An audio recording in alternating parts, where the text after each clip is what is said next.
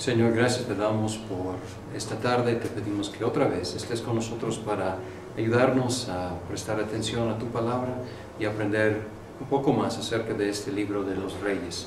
Te lo pedimos en Cristo Jesús. Amén. Vamos a hablar del libro de los Reyes. No vamos a hablar tanto de primero de Reyes y segundo de Reyes. Vamos a hacer de los Reyes y luego una primera parte y una segunda parte. Y pues vamos a hablar primero de su lugar en el canon. En el Tanakh es el cuarto de los profetas anteriores, que incluyen Josué, Jueces, Samuel y Reyes.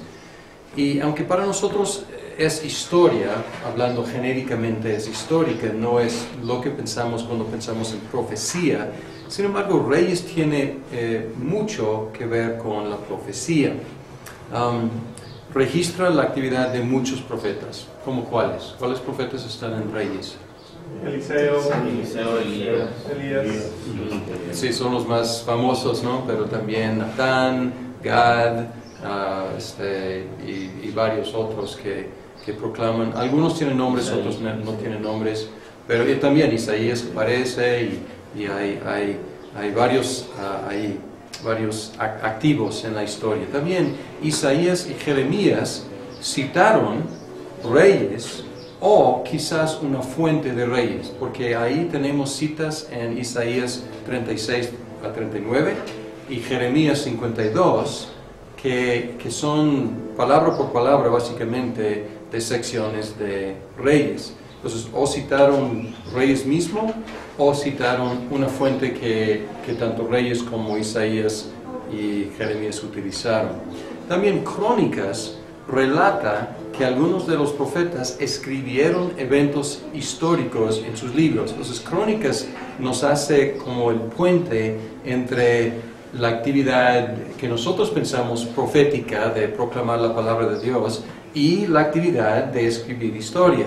Entonces pueden referirse a algunos de estos textos que están aquí mencionados, que pueden ver que aquí, pues vamos a ver alguno.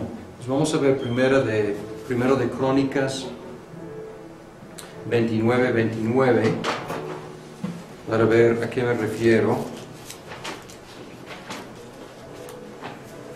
Y aquí se refiere a profetas que escribieron. Dice, todos los hechos del rey David, desde el primero hasta el último, lo que tiene que ver con su reinado y su poder, y lo que le sucedió a él, a Israel y a los pueblos vecinos, están escritos en las crónicas del vidente Samuel, del profeta Natán y del vidente Gad. Pues ahí están identificando tres, lo que llamaríamos profetas, y su actividad era ¿qué? Escribir historia. Entonces para los judíos pues es profecía, para nosotros a lo mejor no tanto, pero ahora aquí estamos viendo la liga. Ahora en el texto masorético, Reyes era un solo libro, pero fue dividido en dos en la Septuaginta, la cual los llamó primero y segundo de los reinos. Y esta división, si vemos la división entre primero y segundo de Reyes, parece bastante arbitrario. A lo mejor por cuestión de lo largo de los rollos tuvieron que cortarlo, pero podrían haberlo cortado en otro lado. Entonces, pues vamos a tratarlo como un libro, pero en dos partes. Es el libro que registra la historia de la monarquía desde la muerte de Salomón hasta no debe ser Salomón, desde la muerte de David hasta la liberación de Joaquín en el exilio de Babilonia. Entonces muerte de David, inició luego el reino de Salomón, hasta que Joaquín fue liberado en Babilonia. Ahora el género, como todos los libros históricos, Reyes es historia didáctica, es historia teológica. Y otra vez menciono la teoría de Nod, pero vamos a evaluar, hemos mencionado muchas veces esta teoría, pero vamos a evaluarla un poco. Nod dice que es historia deuteronomista porque vemos los principios de Deuteronomio ilustrados en la historia de la monarquía. Ahora, diferentes perspectivas sobre esta idea. E.J. Young, que están leyendo ustedes, no aceptó la idea de un historiador deuteronomista. Probablemente porque no incluyó muchas de las ideas críticas en esta teoría. Y Young probablemente no distinguió entre las diferentes partes de la idea de Noth, pero pues criticó toda la propuesta de Noth. Y, por ejemplo, ideas acerca de cuándo fue escrito Deuteronomio. Para Noth fue escrito en la reforma de Josías. Entonces la idea fue que Josías o algunos de sus compañeros lo escribieron precisamente para llevar a cabo su reforma, y lo descubrieron a propósito en el templo, pero era una fabricación nueva según la teoría de los críticos, y no iba con esta idea. Probablemente por eso Young pues no aceptó la propuesta. Harrison la aceptó, pero sin las fechas tardías asignadas a Deuteronomio. Entonces él dice que no es deuteronomista en el sentido de haber sido parte de toda la fabricación que no suponía, pero es deuteronomista en el sentido de que pues refleja los principios de Deuteronomio. Y es realmente lo que Dillard y Longman enfatizan, esta idea central de que la teología de Deuteronomio se ve en Reyes, y que hay ciertas estipulaciones que solamente se encuentran en Deuteronomio, no se encuentran en Génesis, Éxodo, Levítico, Números, se encuentran solamente en Deuteronomio, y son estos que parecen, más bien aparecen mucho más en toda la historia desde Josué hasta Reyes. Entonces, en este sentido, sin aceptar todas las suposiciones de Noth, podemos decir que es historia deuteronomista. Ahora, otra cosa que ya uno de ustedes me comentó en uno de sus escritos, sus resúmenes de lo que han leído, alguien que comentó que es difícil creer que ha sido un solo autor desde Josué hasta Reyes. O sea, esto quedó dentro de la idea de Noth, porque él decía que pues todo se escribió ahí durante el tiempo de Josías. Entonces era pues la idea de un solo autor básicamente. No necesariamente tenemos que aceptar esa idea de un solo autor, porque hay diferencias de estilo entre los diferentes libros. Sin embargo, podemos reconocer, si no una sola mano, podemos reconocer una manera de pensar en la historia. Ahora, el autor. El Talmud Baba Batra dijo que Jeremías escribió Reyes probablemente por las citas de Reyes que aparecen en Jeremías. Y no hay forma de verificar lo correcto de esta identificación. No es imposible. Sin embargo, hay eventos en Reyes que pasan o pasaron después de que Jeremías fue llevado a Egipto. Entonces, relatan cosas en Babilonia. ¿Y dónde estaba Jeremías? Pues en Egipto, o quizás muerto, no sabemos. Entonces, por lo menos tenemos que decir que no escribió todo. Y realmente no hay evidencia segura para saber si escribió parte o no de este libro. Como todos los libros históricos, es estrictamente anónimo. Fecha. Estamos en tierra más firme aquí cuando hablamos de fecha. No podría haberse escrito antes de 562 o 561, la fecha cuando Joaquín fue liberado de la cárcel en Babilonia. Termina con esa idea. Entonces, o sea, por lo menos en su forma final, tenía que haber sido escrito después de 562. Entonces, esta es la fecha más temprana. Sin embargo, también tenemos la fecha como más tarde, que sería el edicto de Ciro de repatriar a los judíos. No menciona ese edicto. Y vamos a ver que en Crónicas sí se menciona, pero aquí no se menciona. Y vamos a ver más adelante el propósito de Reyes, y habría quedado muy bien con el propósito de Reyes incluir ese detalle si ya hubiera pasado. Entonces esto nos da la idea de que no había pasado todavía. Entonces tenemos aquí como un rango bastante estrecho entre más o menos 560 y 540. Entonces tenemos un rango ahí de 20 años que podemos decir que fue escrito durante el exilio en estas fechas. Bien, la composición. Para variar, los críticos de las fuentes intentaron identificar algunas de sus fuentes favoritas, sobre todo Yavista y Elogista, desde el Pentateuco hasta Reyes. Era su intento, pero sus esfuerzos se contradecían tanto y luego se deshicieron. Pues esto está completamente descartado el día de hoy. Luego, algunos identificaron dos redactores. Uno que vivió durante el tiempo de Josías, cuando, según estos críticos, se escribió Deuteronomio y todos estos escritos históricos, y otro durante el exilio. Entonces, ellos tratan de encontrar dos niveles de redacción. Pero como hemos mencionado varias veces, no promovió la idea de que había un solo autor que fue responsable. Y la idea hoy en día es más hacia la idea de Not. Si no solo, como mencioné, si no una mano, pues por lo menos pues no una colección de fuentes contradictorias. Más bien Not encontró mucha armonía en estos escritos, mientras los críticos de las fuentes encontraron mucha contradicción. Pues ahora hay mucho más aprecio por el texto como está, como una unidad íntegra. Reyes identifica algunas de sus propias fuentes. El libro de las crónicas de Salomón, el libro de las crónicas de los reyes de Israel y el libro de las crónicas de los reyes de Judá. Entonces, los críticos de las fuentes estaban inventando fuentes cuando el mismo autor tiene su bibliografía y menciona algunas de las fuentes que él utilizó y las menciona varias veces. Y no es posible saber con exactitud cuál era el contenido de estos libros, pero parecen haber sido historias oficiales contemporáneas con los eventos registrados, hasta la fecha. Y era la costumbre entonces y hasta la fecha. Los gobiernos, ¿qué hacen?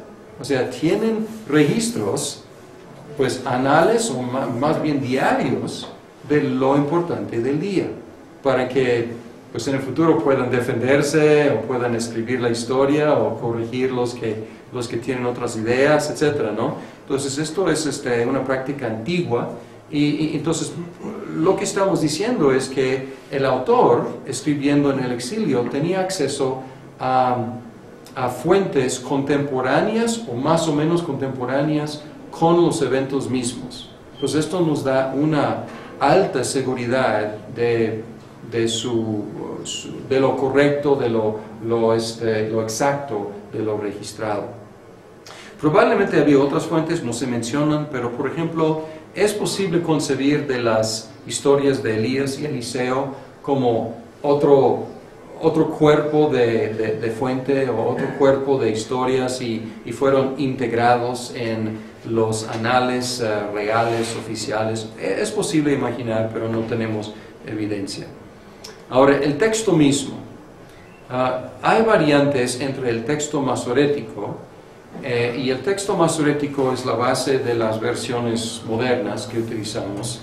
Pero hay variantes entre el texto masorético, las versiones griegas y los rollos del Mar Muerto. Y después de los descubrimientos del Mar Muerto, ya es posible pensar que algunas diferencias entre la Septuaginta y el texto masorético se deben al uso de un texto hebreo diferente del texto masorético y muy antiguo, y no a traducciones libres del texto masorético, porque antes de los descubrimientos del Mar Muerto, había la idea de que la Septuaginta tomaba libertades con el texto masorético y traducía demasiado libremente. Pero ahora la idea es que no, probablemente o posiblemente el texto, más bien la Septuaginta, estaba dependiendo de un texto hebreo muy antiguo, pero distinto, no en mucho, pero con variantes distintos del texto masorético. Entonces esto ha elevado el respeto hoy en día por la Septuaginta. y no está en juego ningún hecho importante. Vamos a ver un hecho, o unos hechos, es la cuestión de fechas, cronología, que a veces varía entre el texto masorético y la Septuaginta. Pero no está en juego ningún hecho, digamos, de gran importancia. Sin embargo, debemos reconocer que aquí la crítica textual de Reyes es complicada, es bastante difícil. Pero como digo, otra vez, tranquilícense, o sea, no está en juego ninguna doctrina, o sea, son detalles que, pues están diferentes en los diferentes manuscritos. La cronología, vamos a hablar, hablando de la cronología. Reyes menciona, ¿cómo indica la cronología? Menciona el año de entronización de rey, de un reino, y cuando estamos hablando de un reino, estamos hablando del reino del sur, que es Judá, o el reino del norte, que es Israel. Entonces menciona el año de entronización de rey, de un reino, con respecto al año de rey del otro reino. Ahora, vamos a ver un ejemplo, porque a lo mejor esto suena complicado, pero realmente no es. Primero de Reyes 16:15 dice: en el año 27 de Asa, rey de Judá, mientras el ejército estaba acampado contra la ciudad filistea de Gibetón, Simri reinó en Tirsa 7 días. Entonces, ¿cómo indica en cuál año empezó a reinar Simri? Lo ubica en el año 27 de Asa, rey de Judá. Entonces Simri es de Israel, en el norte. Entonces así va alternando, o sea, identifica el inicio del reino en el norte, o sea, con respecto al año del reino en el sur y viceversa. Y luego habla de la duración del reino. Y aquí creo que Simri tiene el récord 7 días, o sea, el récord del reino más chiquito, 7 días reinó. La duración del reino, y luego a veces hay una sincronización de algún evento o con algún evento en Israel o Judá, de algún evento en Israel o Judá con un evento en otra nación. Y estas menciones son importantes porque nos ayudan a fijar la cronología absoluta. O sea, nos ayuda a identificar las fechas exactas. Por ejemplo, Primero de Reyes 14:25 dice: Sisac, rey de Egipto, atacó a Jerusalén en el 5º año del reinado de Roboam y saqueó los tesoros, etc. Ahora, si podemos en los anales egipcios, si podemos encontrar en cuál año Sisac atacó a Jerusalén, ya tenemos una confirmación externa de la fecha. Entonces, a veces hay estas menciones. Ahora, hay algunas fechas establecidas con exactitud por medio de este método, por medio de historias independientes egipcias y mesopotámicas. Sin embargo, ha sido muy difícil alinear todas las referencias crónicas de reyes unas con otras y con las fechas fijas. Entonces, este es podemos decir, un enigma que está en Reyes. Y parte del problema es nuestra ignorancia acerca de sistemas de fechas usados en Israel y Judá, y también de interregnos y corregnos. Entonces, no sabemos si en el norte y en el sur siempre usaban el mismo sistema de fechar. No sabemos si durante toda la historia siempre usaban el mismo sistema. No sabemos, sabemos que había algunos corregnos, algunos se mencionan, que 2 reyes como traslapados, pero no sabemos si había otros también. No sabemos también si había interregnos, o sea, tiempo cuando no había un rey. Entonces, esta es ignorancia nuestra que complica el asunto. Y yo puse aquí algunos ejemplos modernos de diferentes sistemas de fechas para apreciar qué tan difícil es, porque hay ejemplos modernos que nos pueden confundir. Por ejemplo, uno tiene un año más en Corea que tiene aquí. Y tengo amigos coreanos y digo, pues ¿cuántos años tienes? Y me dicen, ¿dónde? O sea, ¿en Corea o aquí? Aquí tengo 33, allá tengo 34. Porque empiezan a contar a partir del embarazo. Y nacen con un año. Entonces es un sistema, es diferente. ¿Es correcto o no correcto? Pues no es la pregunta, o sea, es su sistema. ¿Y nuestro sistema nacemos con cuántos años? 0. Aunque no lo decimos así. ¿Cuántos años tiene? Pues 0. O sea, pero así es nuestro sistema, hablando matemáticamente. Algo hace una década, curioso, el nuevo milenio empezó en 2001, pero todo el mundo lo festejó en 2000, por una confusión del sistema. Porque en el calendario occidental no había un año 0. Entonces, terminando el primer año, o el primer año cumplió al terminar el primer año. Y luego, ¿cuándo terminas 2000 años? Al terminar el año 2000, no al iniciar el año 2000. Pero había mucha confusión porque la gente pensaba en cumpleaños y no en calendario. Entonces, dos sistemas diferentes. También, en inglés, en una semana es en 7 días, mientras que en español, en una semana es en 8 días. Ahora, ¿una semana es más larga en español que en inglés? No. Pues en español cuentan ¿qué? El día de hoy, y luego el día de hoy es 1, y luego mañana es 2. Mientras en inglés, hoy es el día 0, y empezamos a contar a partir de mañana, es 1.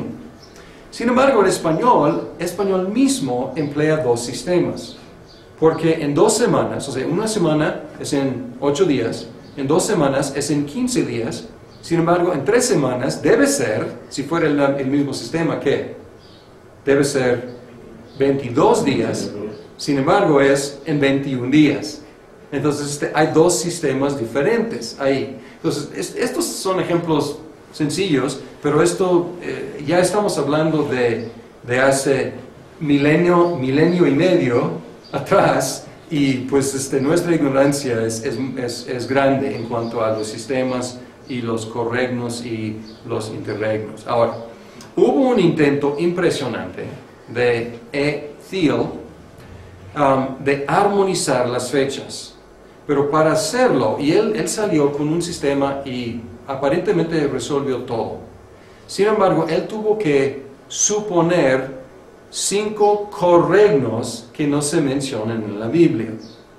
Harrison cree que esta es una maravilla. Él dice que esta armonización es la solución a casi todos los enigmas del texto masorético.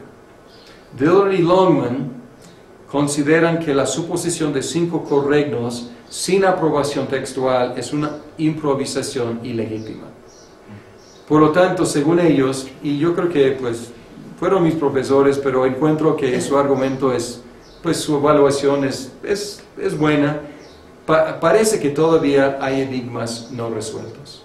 Y si vamos a poder resolverlos, no sabemos. A lo mejor hay que seguir investigando y a lo mejor en el futuro tendremos más información que nos ayudará a resolver este enigma. Bien.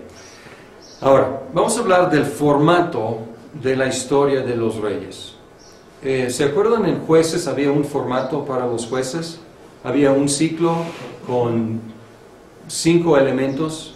Ahora, hay otro formato que el autor utilizaba para describir la historia de los reyes. En la historia de la monarquía dividida, el autor viajaba entre los 2 reinos. Y es como un narrador, como omnisciente, y él narra en tercera persona. Y podemos imaginar que está flotando entre los 2 reinos. Y lo que hacía es que registraba la historia del rey de un reino, luego, terminando con su muerte, es como viaja al otro reino y dice, ¿qué ha pasado aquí? ¿Cuántos reyes se han entronizado en ausencia, o en mi ausencia, o sea, durante el reino del otro, pues en el otro reino, ¿no? Entonces, vamos a decir que en Judá, pues alguien reina tantos años y muere. Y luego va a Israel. Y él menciona, pues, 3 reyes que fueron entronizados durante el reino del judío en el sur. Y luego el último de los reyes en el norte muere. Y luego él regresa a Judá y dice, ahora, ¿cuántos reyes han sido entronizados durante este periodo? Del último rey del norte, por ejemplo. Y luego así sigue. Y él utilizó un formato más o menos uniforme para registrar las historias de los reyes, que incluyó noticias introductorias, noticias concluyentes y registros en medio de esta introducción y esta conclusión, registros de incidentes de importancia, muchas veces cosas militares.